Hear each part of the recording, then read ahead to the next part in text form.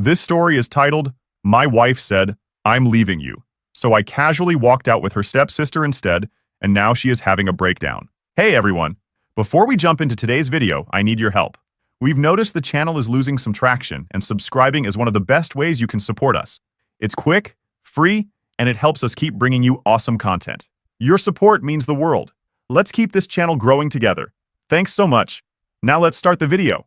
So I'm sitting here at 2 a.m. with a Red Bull, typing this shit out on my phone because sleep just ain't happening tonight. Figure I might as well share my story with you guys. Maybe someone can learn from my mistakes. Me and my wife, let's call her Kate, were together for 5 years, married for 3. Met her at my buddy's Super Bowl party back when I was still driving that piece of crap Civic with the busted AC. She laughed at my lame jokes and actually seemed interested in my boring IT job stories. I was hooked. Our early days were fucking awesome, not gonna lie. We'd stay up till 3 a.m. just talking about random crap, playing video games, or binging shows. She was cool with me hanging with the boys on weekends, and I'd always bring her back those little chocolate things she liked from the gas station. Small stuff, you know? When we got our first apartment, it was this tiny one-bedroom with walls so thin we could hear the neighbors sneeze. But it was ours. I worked overtime for months to save up for a decent TV so we could watch football games properly. She'd always have dinner ready waiting for me when I got home from a long shift. Not because she had to, but because she wanted to. I thought I'd won in this life. Kate was hot, smart, worked as a dental hygienist, and actually seemed to dig my average-ass self. My buddies were jealous as hell. Even my mom, who hates everyone I date, approved of Kate. That's saying something. We'd take these random weekend road trips to nowhere special. Just pick a direction and drive. One time we ended up in this shitty motel with bed bugs, but we still laugh about it. Or used to anyway. I proposed after 2 years at this Japanese restaurant she loved. Nothing fancy. Just got down on one knee between the appetizer and main course. The ring wasn't huge or anything, but she cried anyway. Good tears, you know? Said it was perfect. For the first couple years of marriage, things were solid. We had our routines. Sunday morning pancakes, Friday night movies, little post-it notes in each other's lunch bags with inside jokes or dumb drawings. Regular stuff that made life good. I worked my ass off to get promoted. Wanted to move us to a better place, maybe start thinking about kids. She seemed on board with everything. We were a team. Then she got that new job at the fancy dental office downtown. Better pay, better hours. I was psyched for her. Took her out to celebrate and everything. That's when shit started to change. But so slowly I didn't even notice at first. The new job came with new friends. Suddenly she's going out for work drinks all the time. Started dressing different too. Nicer clothes, more makeup, the whole deal. I thought it was cool she was fitting in with the fancy downtown crowd. Our routines started slipping.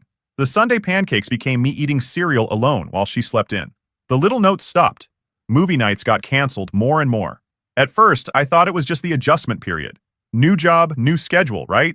But weeks turned into months, and things never went back to normal. Then, there were the late nights. She'd text saying she'd be home by 7, then show up at 10 without much explanation. Work stuff was all I'd get if I asked. The phone became an extension of her hand. Always texting, always angled away from me. Password changed too, which was new for us. We always knew each other's passwords before. I started wondering if I was doing something wrong. Maybe I wasn't romantic enough. Maybe work was stressing her out. I tried talking to her about it, but she'd just say everything was fine and I was overthinking. So I stepped up my game. Cleaned more. Cooked her favorite meals. Suggested date nights. Bought random little gifts. Basically did everything I could think of to get back to how we used to be. Sometimes it seemed to work. She'd be the old Kate for a day or two, all affectionate and present. Then she'd go right back to being distant, checking her phone every 5 seconds, and barely acknowledging me. I mentioned it to my friend Chris while we were gaming one night. Just casually brought up that Kate seemed different lately. Dude, that's just marriage, he said. The honeymoon phase ends, and real life kicks in. Stop being so needy. But is it needy to want your wife to actually talk to you? To want more than one-word answers and half-assed excuses? But I second-guessed myself. Maybe Chris was right. Maybe I was expecting too much. Maybe this was just what happened after a few years together. So I kept trying. And failing. And trying again. What a fucking idiot I was. She kept acting weird. I remember this one time I walked into the kitchen while she was texting, and she literally jumped and flipped her phone over. When I asked what was up, she got all defensive. God, Jake, do I have to explain every text message to you? It's just work stuff you wouldn't understand. Work stuff I wouldn't understand? Since when was dental hygiene so complicated that her IT husband couldn't grasp it? But instead of calling her out, I apologized. Actually fucking apologized for asking a simple question. That's how twisted things had gotten in my head. I started trying to plan special dates. thinking maybe she was just bored with our routine. Got tickets to a concert for a band she loved, made reservations at nice restaurants, even booked a weekend getaway at this cabin in the mountains she'd been talking about. Know what happened? She found excuses to bail on almost everything. The concert? Sorry, Emma's, her colleague, going through a breakup and needs me tonight. The fancy dinner? I'm exhausted from work, can we just order in? The weekend trip? She actually went on that one, but spent most of it on her phone, and we ended up coming home early because she suddenly wasn't feeling well. After we got back from that disaster trip, I checked our credit card statement online. Just a regular thing I did to make sure there weren't any weird charges. And there it was. A charge from some hotel bar downtown, from the night before our trip. Date and time when she was supposedly working late. When I casually mentioned it, she got super defensive. Are you checking up on me now? Stalking my purchases? That's really controlling, Jake. Controlling. For looking at our shared credit card statement, she made me feel like I was losing my mind. I started to wonder if maybe I was becoming paranoid and controlling. Like, was I turning into that jealous husband who freaks out over nothing? My brain was so scrambled I couldn't tell what was normal concern and what was me overreacting. So I backed off, tried to give her space, stopped asking questions, stopped suggesting dates, just tried to observe what the hell she's into. Her girls' nights with Emma went from once every few weeks to multiple times a week. She started going to the gym at weird hours, like 8 p.m. on a Tuesday.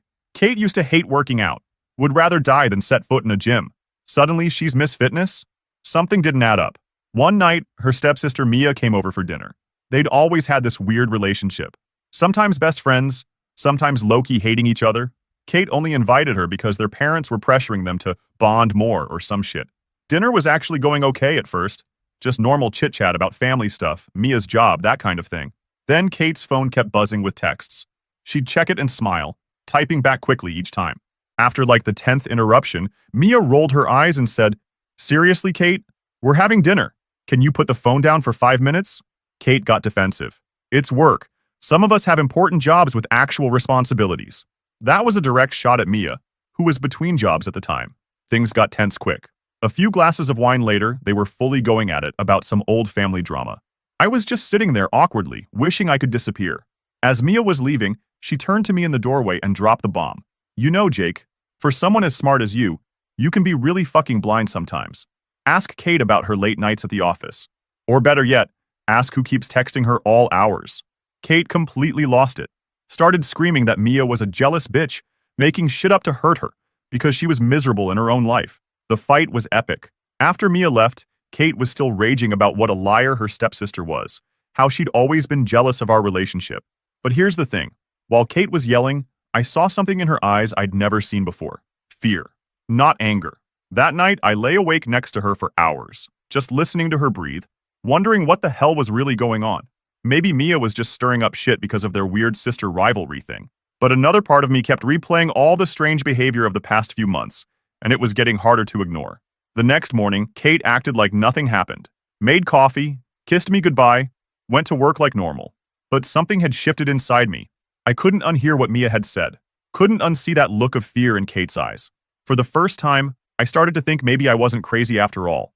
Maybe I wasn't the problem. Maybe there was something seriously wrong with my marriage, and it had nothing to do with me not trying hard enough. That's when I decided to stop ignoring my gut and start paying attention to what was really happening right in front of my face. So I started throwing casual questions about her day. "How's Emma doing?" I'd ask, watching her reaction. Once, just once, I caught her hesitating before answering.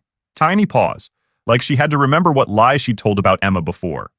"How was the office happy hour?" I'd ask, not mentioning that I'd already seen on Instagram that Emma wasn't even there, despite Kate saying they'd hung out all night. Little stuff like that, building a picture piece by piece. Then I switched up my schedule, coming home at random times. Server went down, they sent us home early, I'd say. Or, finish that project ahead of schedule. Normal reasons to be home at unexpected times. One day, about a week later, I had this gut feeling. Can't explain it.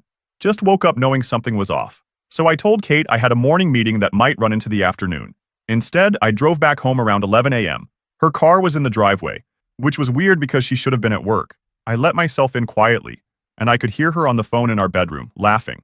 Not just any laugh, that full, genuine laugh I hadn't heard her direct at me in months. When she heard the door close, there was this scrambling sound. Then she came out of the bedroom looking flustered.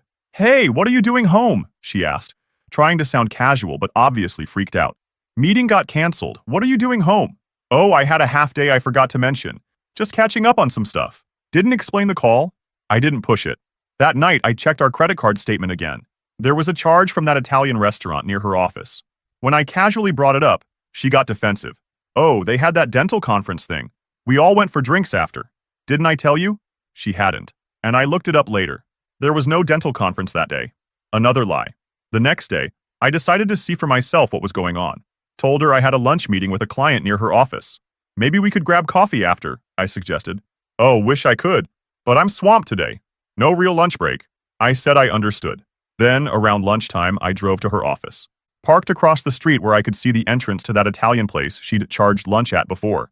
Sure enough, at 12:15, Kate walked in. But she wasn't alone. And it definitely wasn't with the whole office. Just one guy. Tall, nice suit, perfect hair. They weren't sitting like colleagues. He pulled out her chair, touched her back as she sat down. They were sitting close, leaning in, laughing. She kept touching his arm when he said something funny. I felt like someone had punched me in the fucking stomach. Literally had to lean over in my car because I thought I might puke. All those months of wondering what was wrong with me, why I wasn't good enough, and here she was having lunch with some Ken doll in a three-piece suit. I wanted to storm in there and make a scene. Flip their table. Ask this dude if he knew she was married. But I just sat there, gripping my steering wheel so hard. I took pictures with my phone. Not for some dramatic confrontation. I wasn't ready for that yet. But because I needed proof. Needed to remind myself later that I wasn't crazy. That I hadn't imagined all of this. When they came out an hour later, he hugged her goodbye. Not a quick friendly hug. One of those lingering ones with his face in her hair. Then she checked her watch, fixed her lipstick, and headed back to the office like nothing happened.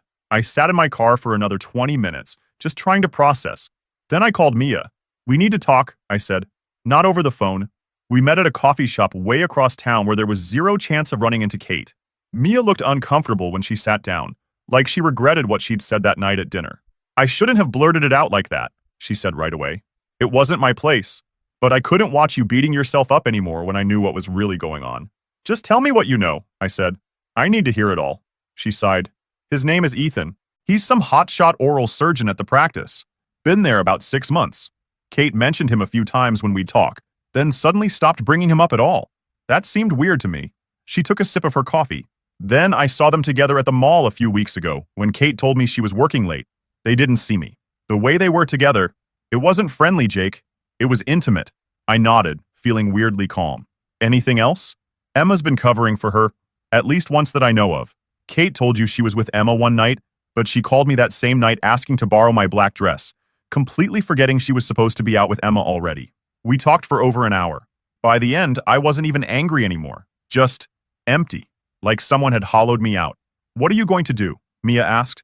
I don't know yet, I said, but I'm not confronting her without a plan. On the drive home, I realized something. I'd been talking to Mia for an hour, and it was the most honest conversation I'd had with anyone in months.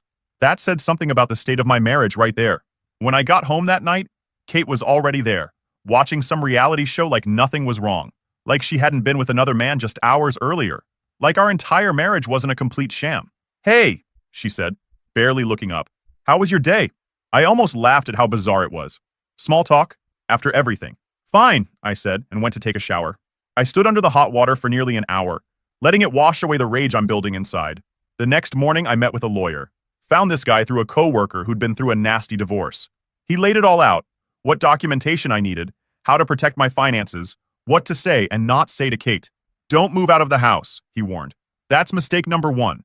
And don't confront her until we're ready.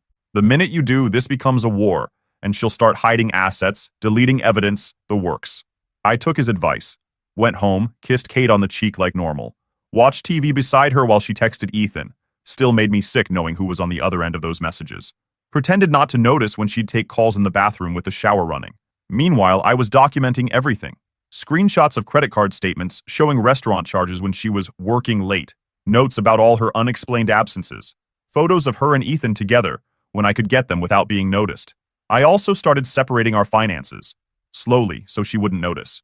Not everything, since that would tip her off, but enough that I wouldn't be completely screwed when shit hit the fan. The hardest part was acting normal. Having breakfast with her, making small talk, pretending I didn't know our marriage was a complete joke. I'd watch her get all dressed up for work, knowing exactly who she was really dressing for, and have to stop myself from saying something. During this time, I kept talking to Mia. At first, it was just about Kate and Ethan. She'd tell me when Kate had lied about her whereabouts, forward me social media posts where Kate had been tagged at places she'd never mentioned to me. Basic reconnaissance shit. But after a while, our conversations shifted. We'd grab coffee and end up talking about everything else. Movies, work, childhood stories, normal friend stuff. I learned more about Mia in those few weeks than I had in the 5 years I'd known her as Kate's stepsister. She was actually pretty cool. Smart, funny in this dry, sarcastic way, and surprisingly easy to talk to. She didn't judge me for not confronting Kate immediately, or for the days when I was so angry I could barely form sentences. "I get it," she said once when I was beating myself up for being so blind. "You need to process this on your terms, not hers." One night, after a particularly rough day where I'd driven by Ethan's apartment complex and seen Kate's car parked there, yeah, I know how that sounds, but I needed to confirm shit for the divorce. Mia and I ended up at a coffee shop. As she was calling us an Uber, she said something that stuck with me. "You know, Jake, Kate's an idiot. Not because she cheated, that makes her an asshole. She's an idiot because she had someone who loved her completely and she threw it away. Do you know how rare that is?" The Uber came before I could respond, but her words stayed with me.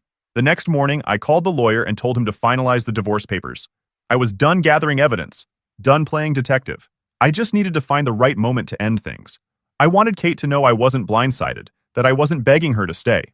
I wanted her to understand exactly what she'd thrown away. The perfect opportunity came on a Thursday, about 3 weeks after I'd started my documentation project. Kate came home weirdly cheerful, which I'd learned was a red flag. The more cheerful she was, the bigger the lie she was about to tell. "I made reservations for us at Bella's tomorrow night," she said, referring to that Italian place where I'd seen her with Ethan. "I thought we could use a nice dinner out, just the two of us." I knew immediately what this was. The fancy restaurant, the "just the two of us" emphasis. She was setting the stage for something big, and my gut told me it wasn't a reconciliation. My first thought was that she was going to tell me she wanted a divorce. Probably had it all planned out. She'd break the news somewhere public so I wouldn't make a scene, then go straight to Ethan's place afterward. Or maybe Ethan would coincidentally show up at the restaurant. Some dramatic reveal where she introduced him as her colleague, who just happened to be dining alone, so she invited him to join us. Then later, once I was softened up, she'd confess they had feelings for each other. Either way, she clearly thought she was in control of the situation, that she'd be the one to decide when and how our marriage ended. Not this time. "Sounds great," I said, smiling like I meant it. "I've been wanting to try that place." That night, I texted Mia, "It's happening. Tomorrow at Bella's." Her response was immediate. "What do you need from me?" I told her my plan. It was time to play the final card. The next day at work, I could barely focus. Kept checking my email for the final divorce papers the lawyer was supposed to send over. They arrived around 2 p.m. I printed them out, put them in a manila envelope, and tucked it into my jacket pocket.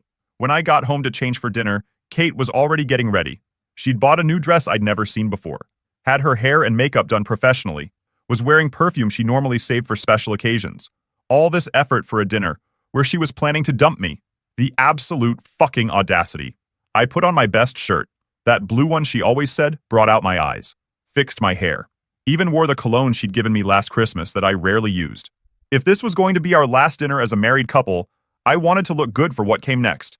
As we drove to Bella's, she made unusually animated small talk, work stories, gossip about friends, even threw in a few nostalgic memories from our early days together. Softening me up for the kill, I guess. I played along, laughing at her stories, asking questions, acting like I was having a great time. Inside, my heart was pounding so hard I thought she might hear it. We got to the restaurant, and I wasn't surprised when the hostess led us to a table for 3. Kate looked momentarily panicked. "Oh, we're just 2, she told the hostess. "I apologize, ma'am. It says here a party of 3 under Lockwood." Kate laughed nervously. "There must be some mistake. It's just us tonight." I decided to play along. "Maybe they got us confused with another reservation." The hostess smiled tightly, clearly annoyed. "I'll have them set a 2-person table." One moment. As we waited, Kate's phone buzzed. She checked it, trying to be subtle, then excused herself to the bathroom. I already knew who it was. Probably Ethan, confirming whatever plan they had for tonight. I stood there, envelope heavy in my pocket, waiting for what would either be the most pathetic or most satisfying moment of my life. Either way, this shit show was about to reach its finale. When she came back from her mysterious bathroom trip, we got seated at a nice corner table. Perfect spot for what she had planned. Private enough for a serious conversation, but public enough that I wouldn't make a scene. Pretty calculating when you think about it. She was barely touching her food, just pushing it around her plate. I noticed her eyes kept darting to the entrance every time the door opened, waiting for someone, obviously. I was trying to act normal, but my heart was pounding so hard I could feel it in my throat. The divorce papers felt like they were burning a hole in my jacket pocket. Part of me was terrified, not gonna lie. This was the moment where I'd either take back control or look like a complete idiot. After about 20 minutes of pointless small talk, Kate suddenly put down her fork, took a deep breath, and looked directly at me with this rehearsed expression. "Jake, I need to tell you something," she said, her voice oddly calm and detached. "I'm leaving you." She said it so casually, like she was telling me she'd picked up dry cleaning. Like 5 years of marriage meant absolutely nothing. Before I could even respond, she continued, "I've been trying to make this work for a long time, but I can't do it anymore. We've grown apart. You're just not the man I thought you'd become." I sat there, feeling a strange mix of rage and bizarre amusement. She was actually doing it, delivering her breakup speech that she'd probably practiced in the mirror. "I deserve to be happy," she went on, gaining confidence when I didn't immediately respond. "And the truth is, I've met someone who challenges me in ways you never could." Then she went for the jugular. "You've always been so content with mediocrity, Jake. Same job, same friends, same boring routines. I need more than that. I need someone with ambition, with drive. Someone who pushes me to be better." Each word was designed to cut deep, to make me feel small. And a few months ago, it would have worked. I would have been devastated, begging her to reconsider, promising to change, but not today. I sat back in my chair, staring at her, letting the silence stretch uncomfortably long. She started to fidget. "Aren't you going to say anything?" she finally asked. "Is Ethan joining us, or is he waiting for your signal?" I asked calmly. Her face went completely white. The confidence drained away instantly. What? Who's Ethan?" she stammered, eyes wide with panic. "Oh, you don't know Ethan? He's the oral surgeon you've been fucking for the past 3 months. Is he joining us, or were you planning to meet him after crushing my spirit?" She opened and closed her mouth several times, no words coming out. It was like watching someone's entire plan collapse in real time. "How did you know?" I finished for her. "I've known for a while, Kate. The late nights, the changed password on your phone, the secret texts. Did you really think I was that stupid? It's not what you— Save it," I cut her off. "I don't care about your excuses.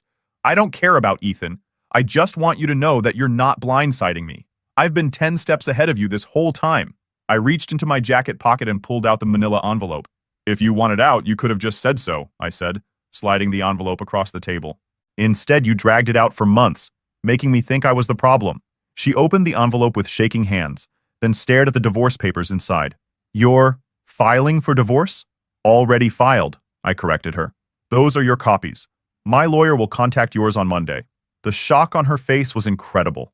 This wasn't following her script at all. "But I don't understand. I was going to tell you tonight. I was going to tell you that we could still be friends." I laughed. Actually laughed out loud. "Friends? After months of lying to my face? After planning this little public humiliation? You really think that highly of yourself, don't you?" Her phone buzzed on the table. "Ethan, right on cue." She glanced at it, then back at me. "Go ahead," I nodded at her phone. "Tell your boyfriend plans have changed." Shakily, she picked up her phone and stepped away from the table. When she came back, her composure was cracking. "Jake, I think we should talk about this more. Maybe we rushed—" "One more thing," I cut her off again, checking my watch. "I didn't come alone either. I sent a dot to Mia." The restaurant door opened and Mia walked in. She spotted us and headed our way. Kate's eyes widened in disbelief. "You brought my stepsister to our breakup dinner," she hissed. "No," I corrected as Mia reached our table. "I just brought my date to bring some vibes after this boring dinner." I stood up, dropped enough cash on the table to cover the bill, and offered Mia my arm. "Ready?" Mia smiled, took my arm, and together we walked past a speechless Kate. At the door, I turned back one last time. My face must have been cold as ice because Kate actually flinched. "By the way, I've known about Ethan since the day you first met him. Mia's been keeping me updated. Every lie, every late night at the office. We've been laughing about it for months." That wasn't entirely true, but the look on Kate's face was worth the embellishment. As we walked to my car, Mia squeezed my arm. "You okay?" I took a deep breath of the cool night air. The anger was subsiding, leaving behind something that felt like freedom. Surprisingly, yeah, I really am. We ended up going to a bar across town. I bought Mia a drink to thank her for playing along with my plan. Neither of us really felt like celebrating. It wasn't that kind of night, but it felt good to be with someone who knew the whole truth and was on my side. "That was pretty brutal," Mia said after a while. "I've never seen you like that before." I shrugged. She was planning to humiliate me in public. To sit there and tell me I wasn't good enough, that I was mediocre, while she'd been cheating for months. She deserved worse. Mia nodded slowly. Still, the cold, calculated way you handled it, I didn't know you had that in you. Neither did I admitted. But I'm not sorry. Not even a little bit. As I drove Mia home, I realized Kate had probably already called Ethan to pick her up from the restaurant. She might not even come home tonight. I was right. When I got home, the house was empty. Kate didn't come back until the next afternoon. By then, I'd already packed a bag. I wasn't leaving permanently. Rick had been very clear about staying in the house. But I needed a few days away to clear my head. As I was zipping up my duffel bag, Kate came into the bedroom. Her eyes were red. "Where are you going?" she asked, her voice small. "Chris's place. Just for a few days while you figure out where you're going to live." "You're kicking me out?" Now she sounded angry. "I'm the primary on the mortgage. I have the right to stay. But I'll give you some time to make arrangements." She stared at me like I was a stranger. In a way, I guess I was. Though I would beg her to stay, or blame myself. But that guy was gone. "What happened to you?" she whispered. I looked her straight in the eyes and said, "You did." Then I walked out with my bag, got in my car, and drove to Chris's place without looking back once. I crashed at Chris's place for about a week, told him everything that happened, the affair, the divorce papers, the whole restaurant scene. He was impressed, not gonna lie. "Dude, ice cold," he said, laughing as he handed me a beer. "Didn't think you had it in you." But, of course, Kate wasn't going down without a fight. The next day, my phone blew up with texts and calls. First, angry messages calling me every name in the book. Then tearful voicemails begging me to talk. Then threats about how she'd take me for everything I had. I didn't respond to any of it. Just forwarded the threatening ones to Rick and blocked her number. Her meltdown wasn't my problem anymore. When I finally went back to the house, Kate was waiting for me.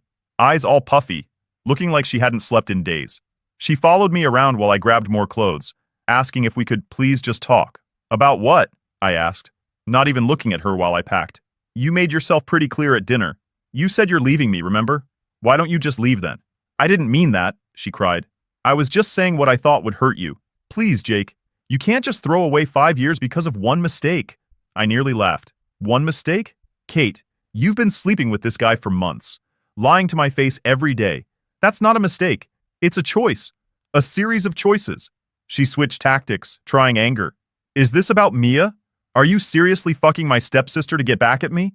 That's sick, Jake." I just smiled. "What Mia and I do is none of your business anymore. You gave up the right to ask about my personal life when you decided to cheat. So you are with her," Kate said, her voice rising. "How long has this been going on? Were you cheating too? Is that why you're so eager to divorce me?" I laughed out loud. "That's rich coming from you. No, Kate, unlike you, I don't cheat. But what happens now that we're done? That's my business." She looked at me like I was a stranger. "What happened to you?" "I woke up," I said simply. "Now I want you out of the house by next weekend. Take whatever furniture you brought into the marriage. The rest stays." She started crying again, but I was immune to it now. Her tears had lost all power over me. "Where am I supposed to go?" she sobbed. "Not my problem," I shrugged. "Call Ethan. I'm sure he'd love to have you move in." As I walked out the door with my stuff, I heard her scream something about how I'd regret this. I didn't even turn around. Just got in my car and drove off. Felt fucking great, honestly. The rumors started flying almost immediately. Kate told everyone who would listen that I'd been cheating with Mia all along. I didn't bother correcting anyone. Let them think what they wanted. The people who mattered knew the truth. The real explosion came when Kate's family got involved. Her mom called me, absolutely livid, screaming about how I was a disgusting person for hooking up with Mia behind Kate's back. I just let her rant, then calmly said, "Maybe you should ask your daughter about her oral surgeon boyfriend before pointing fingers." Then her dad called. Same accusations. I gave him the same response. By the end of the week, their family was in complete chaos. Kate's parents were fighting with each other about whose fault it was their daughter cheated. Kate and Mia's mutual friends were taking sides. Kate's older brother, who'd always liked me, called to say he believed me and thought Kate had fucked up royally. Meanwhile, Mia and I kept being seen together around town.